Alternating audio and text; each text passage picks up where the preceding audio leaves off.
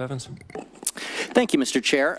So lots of questions here. I guess I'll start off first with Officer Dunn. First of all, want to thank you for your service as a police officer. I spent over 10 years as a full-time active duty law enforcement officer here in the Denver metro area. And one of my assignments was also being the lieutenant over our mobile field force unit, so responding to public unrest, things of that nature. So completely sympathize with what you went through at the national capital. But my question to you is, are you familiar with the events that happened in the Colorado State Capitol in the spring of late May 2020, and some of the riots and violence that occurred there? Mr. Dunn.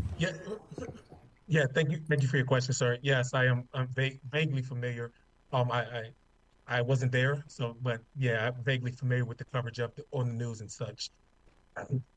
Okay, perfect. So just as a brief refresher, again, I appreciate that you're not from Colorado, but as a brief refresher, several days of riots at the Colorado State Capitol, late May 2020, while the legislature was in session, resulting in the legislature having to suspend their business an unprecedented number of times.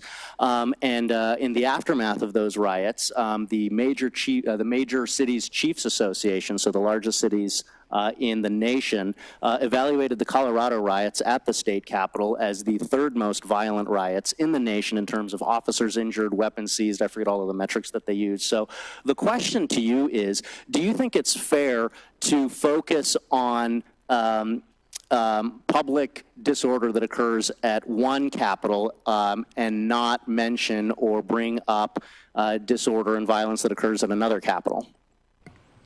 Well, again, thank you, sir, for your question.